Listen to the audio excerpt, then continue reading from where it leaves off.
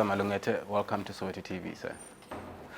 I just want to, before we start our discussion, just take us through who is Mr. Spencer Malongete in terms of business, in terms of family. You're a family man before you're a businessman. Yeah. I'm 55 years old. I think my peers are telling the story. This year, my birthday is 26 March. I'll be turning 55. Oh, wow. Originally, I was born in Meadowlands, Soweto. I grew up in Meadowlands, born, bred in Soweto. I'm from a family of 7. My old man had 9 kids. He was married before, had 2 kids, got divorced, got married to mom. And all in all, we're 9 siblings. The old man and the old lady are no more. They passed on some time ago.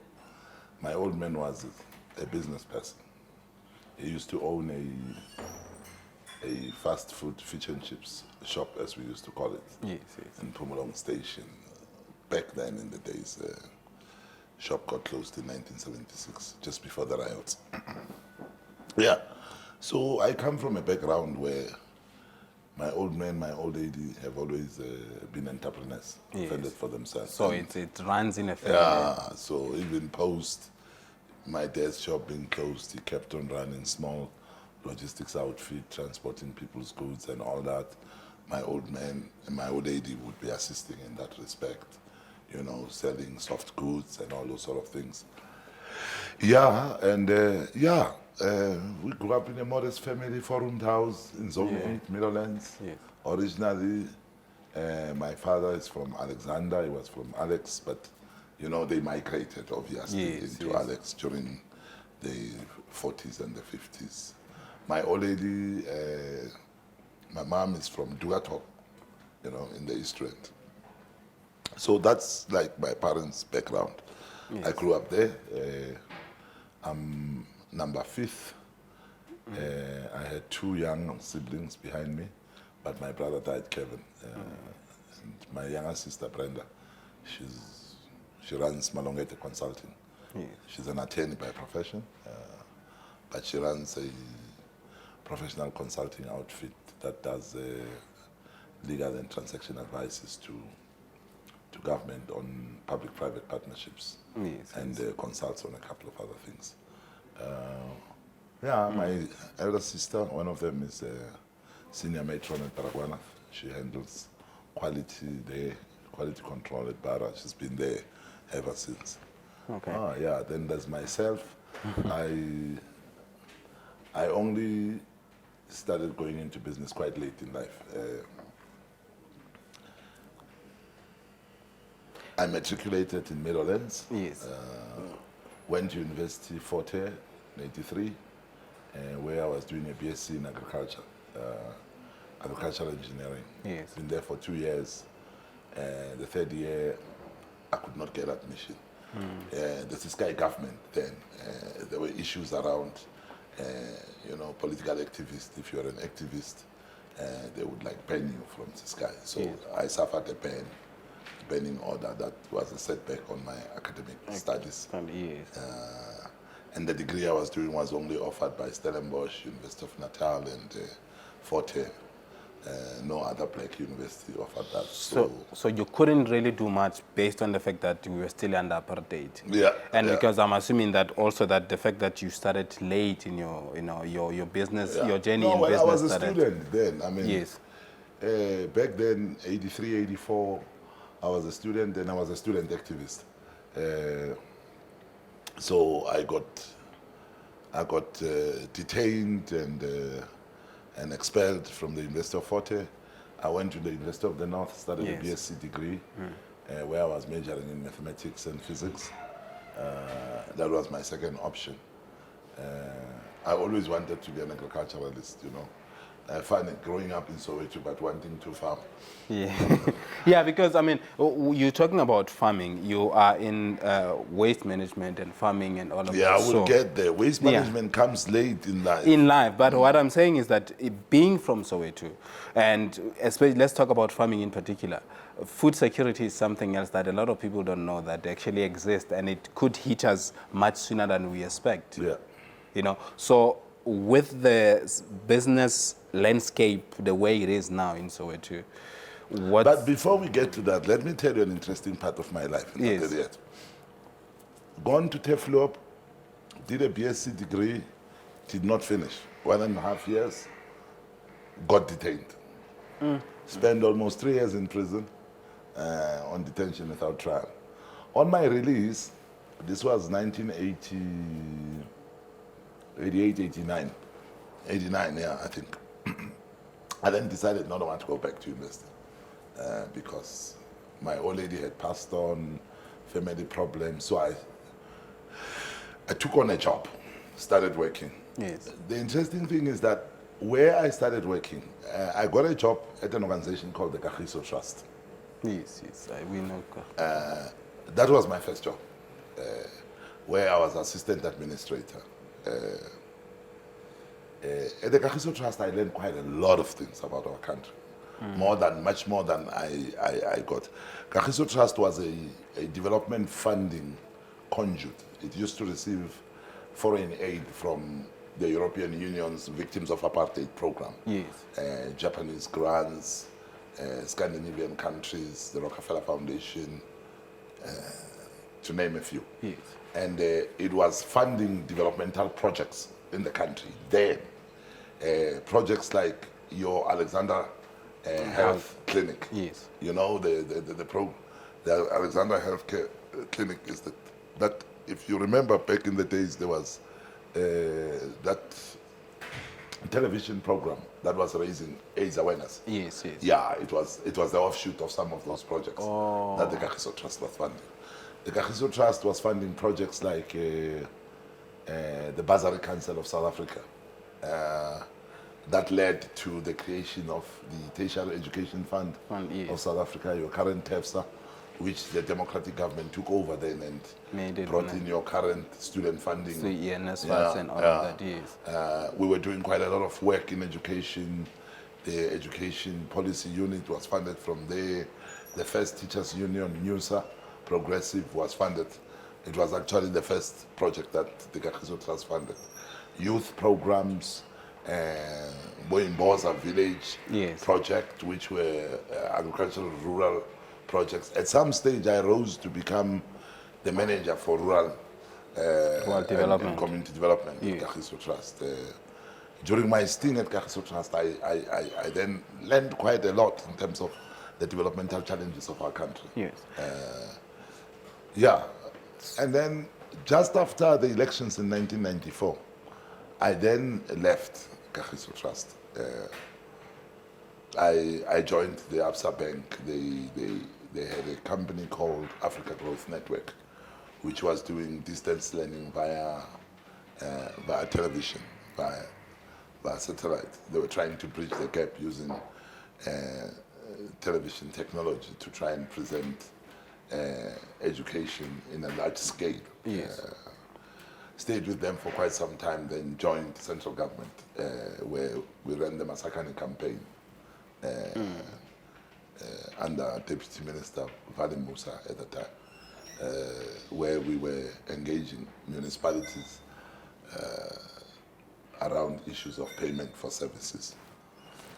Which is still a problem. Which is still a problem. I had a stint of about 2-3 years there, and then I left. I joined the city of Joburg, where I ended up at Pick It Up. I was Pick It Up's first general manager operations when we were amalgamating the city. Yes. I spent some time at Pick It Up from 2001 until 2004. I left Pick It Up. When I left, I was still general manager operations. So at that time, I was like cutting my teeth on waste management issues. Yes, yes. So when I left, I then went into business. That's when I started my business operations. Yes. I ended up running an industrial outfit in Brits with the French. It was called Plastic Omnium. We were producing your wheelie bins, you know, what you call dustbins. Yes, the yes. wheelie bins that you use as waste receptacles. Yeah.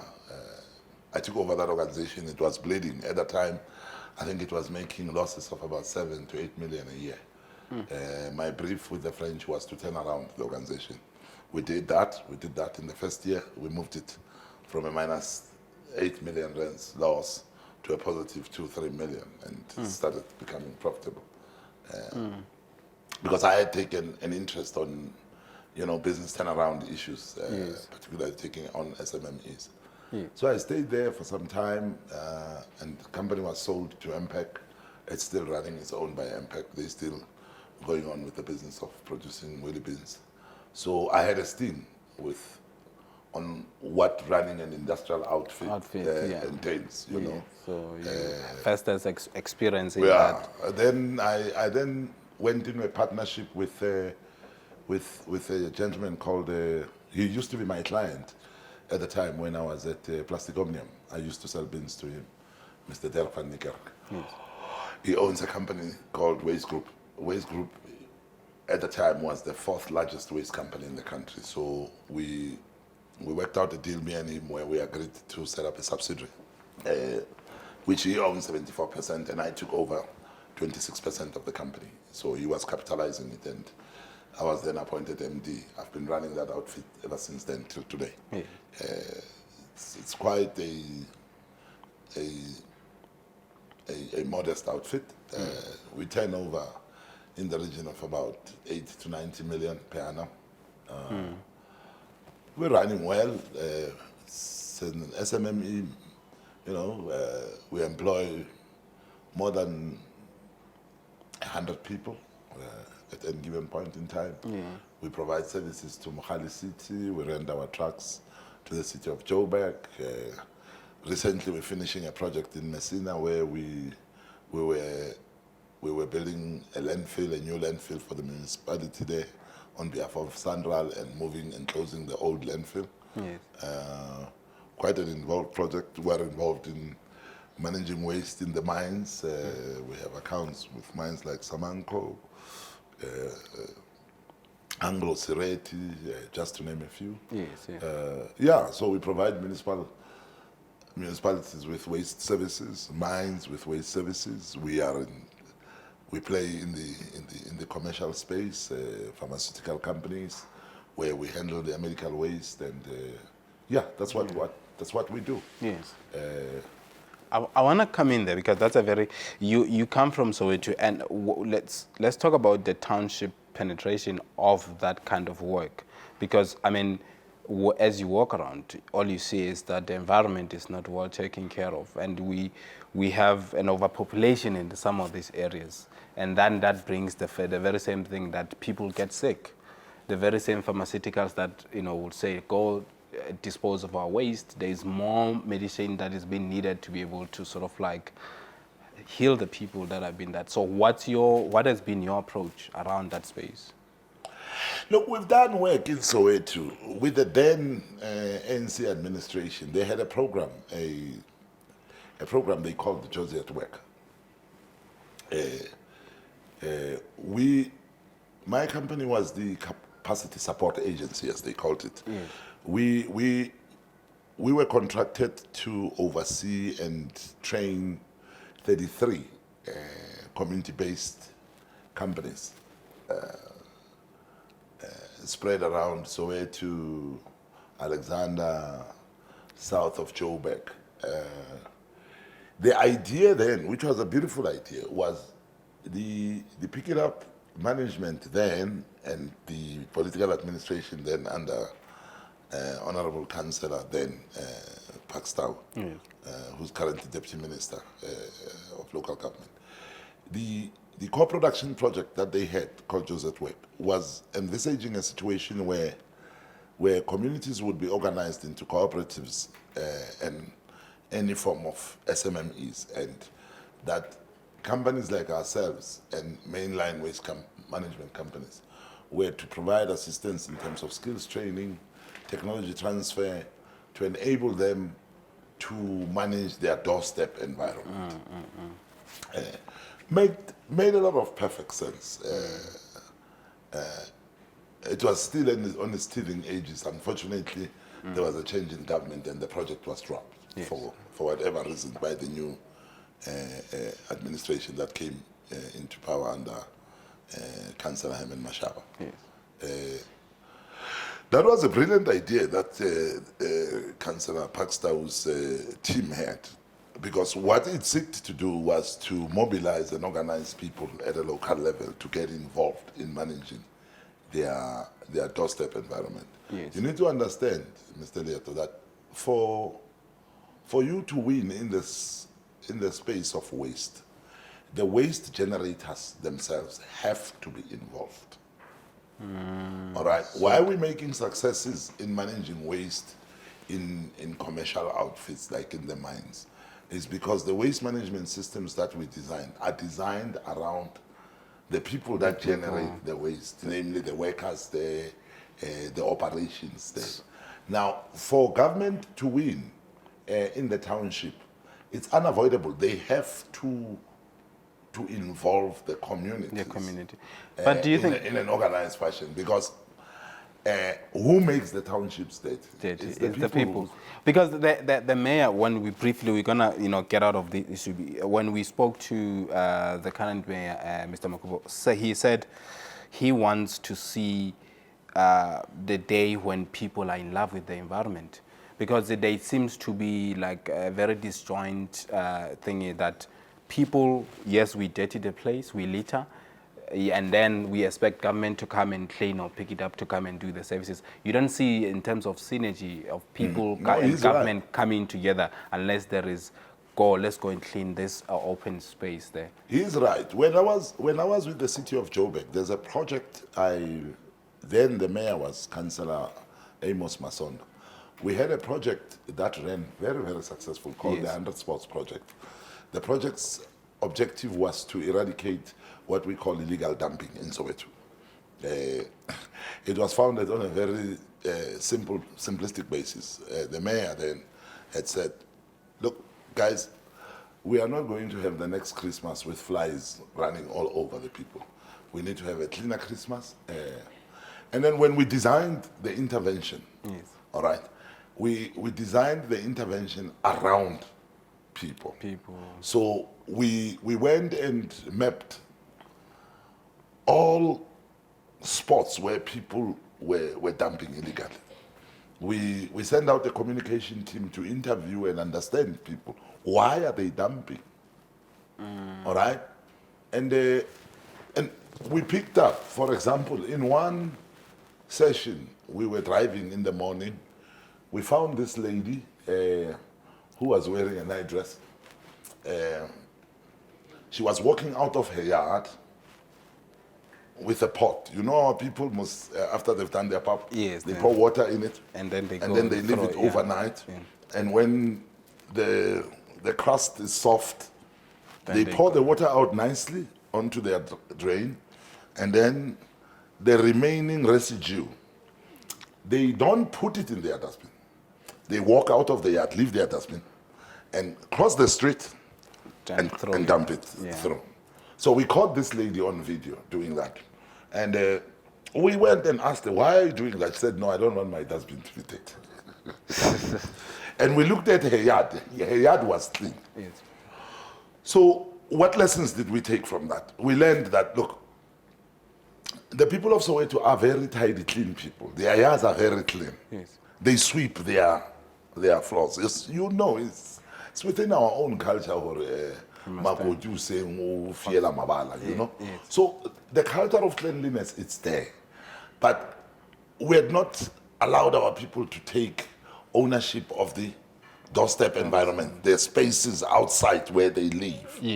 So the approach we took with the 100 Sports Project was to then organize people around every dumping spot to say, look, we're going to turn this spot into a park or a car wash or what. Half the time when those things are created, because I want us actually to jump into a very similar topic, but that is that when you talk of waste management, but half the time is that you'll find the organizations that are being that are behind these things also structurally do not have your properly run boards or administrations and all of that. So you are now the chairman at Soweto TV.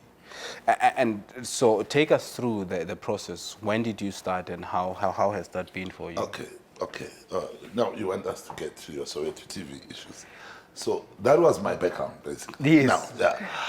Soweto TV, I was approached because I belong to a couple of community organizations. Yes. I was approached by Ntate Nkuta, who invited me to, well, he explained that Soweto TV has gone through well, I know Soweto TV because I knew the personalities involved. But he approached me sometimes last year that Soweto TV has experienced a resignation of 4 of its members. There were originally 5 members and directors in the board. And he indicated that he needed assistance in reconstituting the organization. I then,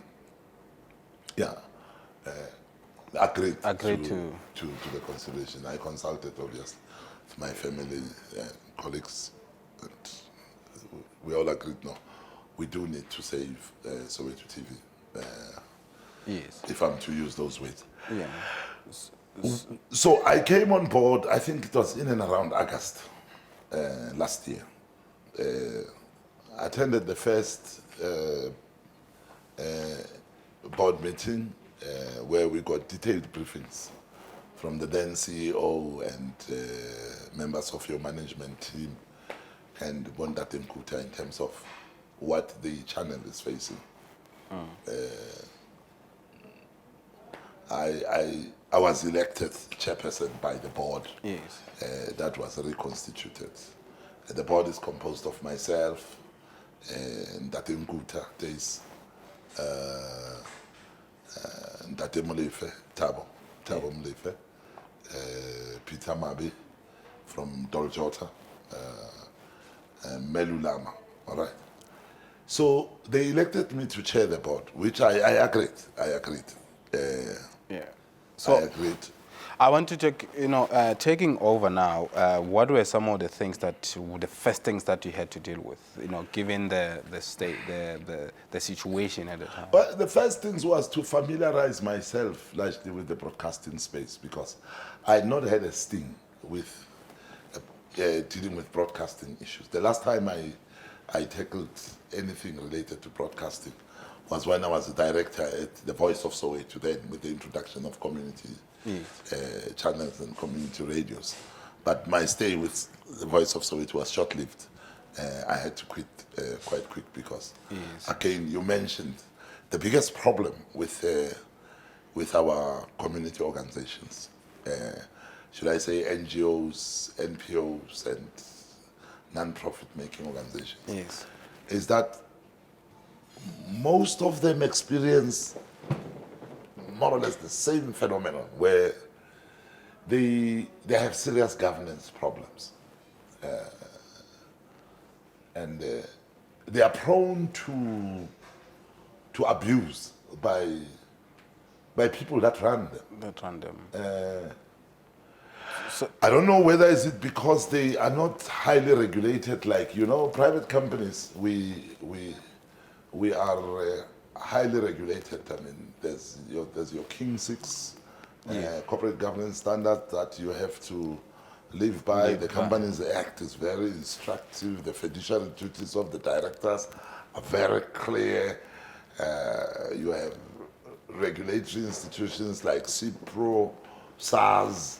You have reporting issues to government, and we monitor it in terms of our VAT, tax, and all the regimes are in place.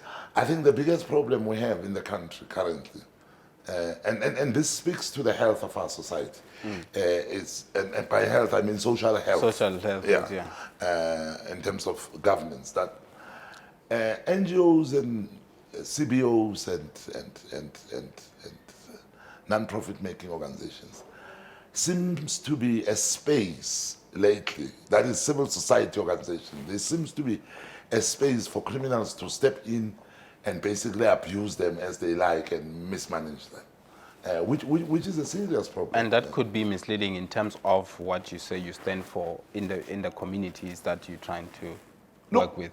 I gave you background that I come from a strong NGO background. You know, my first job was in an NGO. But I must say, I mean, it was run by ethical people. I mean, we had people like Bishop Desmond Tutu, Frank Chikani, Dr. Frank Chikani, the late Dr. Beas Nodia, you know, being trustees there. Yeah. And they operated in a very moral good standard, and they inculcated unto us, the staff members there, an ethos of work, an ethos of you know, service to the community. Yes. But the trend that one sees today, I mean, you hear that there is a person saying, "This is my NGO." And then therefore, I mean, how do you own an NGO? It's my own establishment. It's not a private thing. So now, when we... You know, so we need to deal as society with this culture that people disrespect these entities, because these entities were created for the social good of all. Are you with me? Yes. I think when government gave space to the creation of community television channels like Soweto TV, community radio stations, the point was to give disadvantaged people a background, I mean, to give them a basis to get into commercial broadcasting space. Yes. Are you with me? Yes. Now, the question is, do we respect those ethos? Are these the kind of institutions that we need to abuse for our own personal ends? My answer is no.